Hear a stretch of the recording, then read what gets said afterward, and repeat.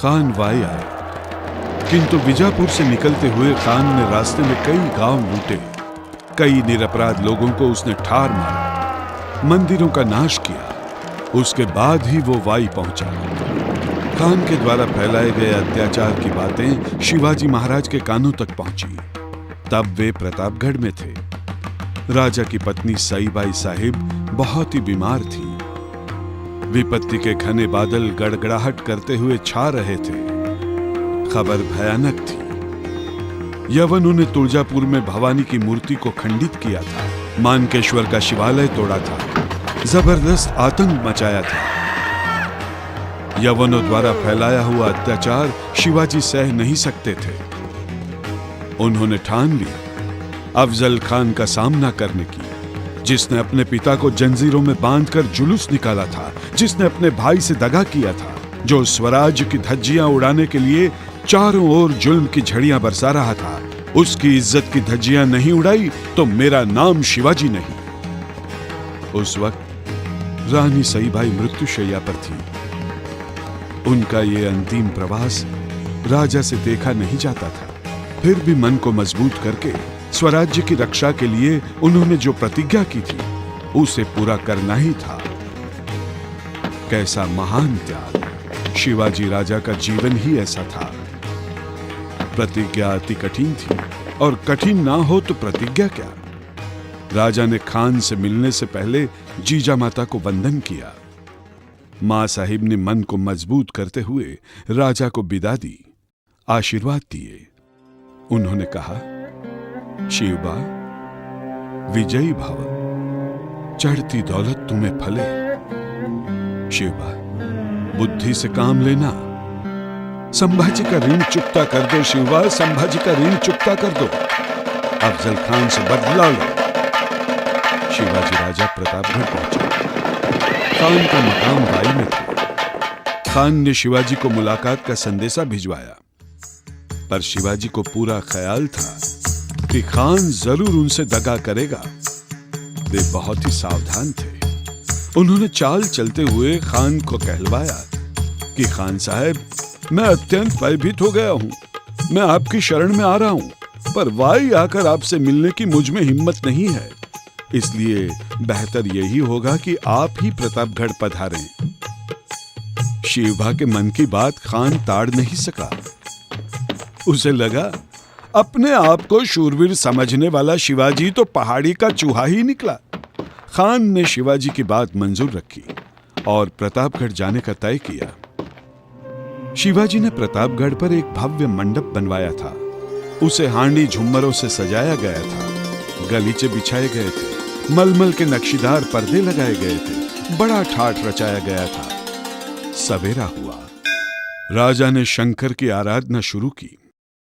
इस तरफ खान अपनी छावनी में था, भविष्य के यश के रंगों में खो गया था। खान मुलाकात के लिए निकला। खान मुलाकात के शामियाने में पहुंचा।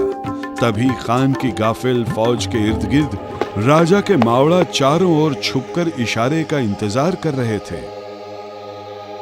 खान को इतनी जल्दी थी कि वो समय से पहले ही आकर खड़ा हो गया। उसे अपने विजय के बारे में कोई शंका नहीं थी। तभी तो वो गलतफहमी में था। शिवाजी महाराज ने बख्तर धारण किया, उस पर वस्त्र धारण किए, सर पर फौलादी शिरछत्र चढ़ाया और उस पर हमेश की तरह पगड़ी बांध ली, बागनख, बिच्छुआ और तलवार ली। श्री के दर्शन करके राजा निकले। पल भर में प्रतापगढ़ का माहौल बदल गया। सब गंभीर हो गए। गढ़ का बंदोबस्त बहुत ही बढ़िया था। खान से मुलाकात होते ही तोप चलाने का इंतजाम राजा ने करके रखा था। हर चीज की राजा ने सावधानी से योजना बनाई थी। राजा निकले। वे शांतिपूर्वक आहिस्ता कदम भरने लगे। उनके साथ 10 अति विश्वासी साथी भी थे, पर वे मुलाकात की जगह से कुछ दूर ही रुकने वाले थे, क्योंकि मुलाकात के करार में ऐसा तय किया गया था। राजा खान की मुलाकात के लिए गढ़ से निकले। सारा प्रतापगढ़ शोक में डूबा हुआ था। कई मावड़ा सैनिक राजा के पास एकत्रित हुए और राजा से कहने लगे, राजे, हमें भी अपने साथ ले जाइए, हमें भी ले जाइए। इन सब के प्रेम से राजा परिचित थे।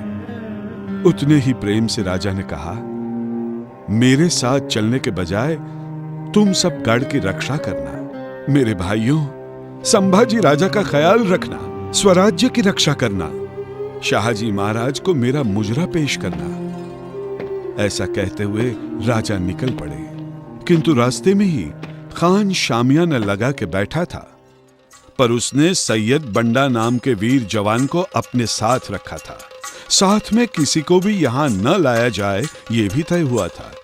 राजा ने खान को संदेशा भिजवाया, खान साहब, सैयद बंडा को दूर कीजिए, क्योंकि मैं अत्यंत भयभीत हूं। खान साहब, आप तो मेरे पिता तुल्य हैं, फिर भी मैं रहा गुनाहगार, इसलिए मुझे बहुत ही डर लग रहा है। खान की तो समझ में ही नहीं आ रहा था कि वो रोए हंसे। राजा के इस शक और डर के कारण खान और भी बेपरवाह हो गया। उसके दिल में तो खुशियां बहने लगी। अब इस बागी शिवा को आसानी से पकड़ सकेंगे, ऐसा वो सोचने लगा। उसने तुरंत ही सैयद बंडा को बाहर जाने का हुक्म दिया। राजा शामियाने में पधारे। तभी खान जरा आगे बढ़ा। उसका चौड़ा सीना देखकर यमदूत की भी धड़कनें तेज हो जाएं, पर शिवाजी राजा शांत थे। टिकटिकी लगाए खान की ओर देख रहे थे।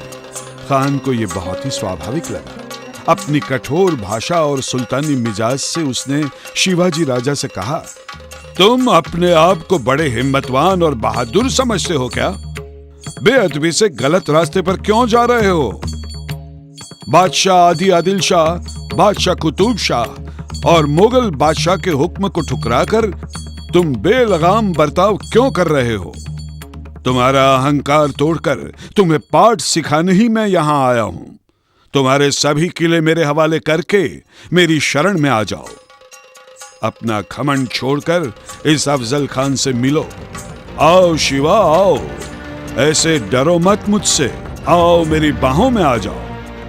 बोलते बोलते आलिंगन देने के लिए खान ने अपनी बाहें फैलाई।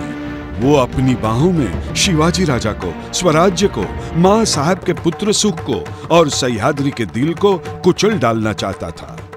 खान ने पूरी ताकत से आलिंगन दिया। महाकाय खान के सामने राजा बच्चे से लग रहे थे। राजा का मस्तक खान के कंधे तक पहुंच रहा था।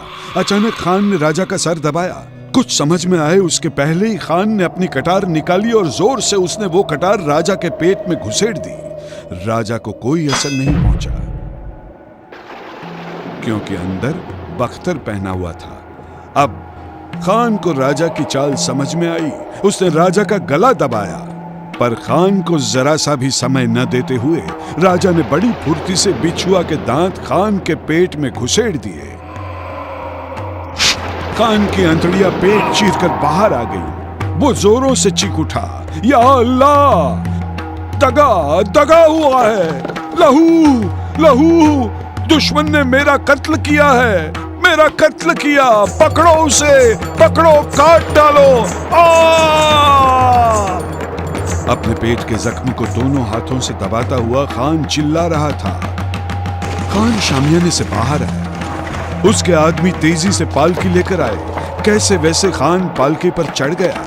तभी सैयद बंडा शामियाने में आया। उसने राजा पर वार करने के लिए अपनी तलवार उठाई। ये देखते राजा का अंगरक्षक जीवा महाल भाग कर आया। बंडा वार करने ही वाला था, तभी जीवा ने बंडा को ठार मारा। अरे था जीवा तो बचे शिवा, अरे था जीवा तो बचे शिवा।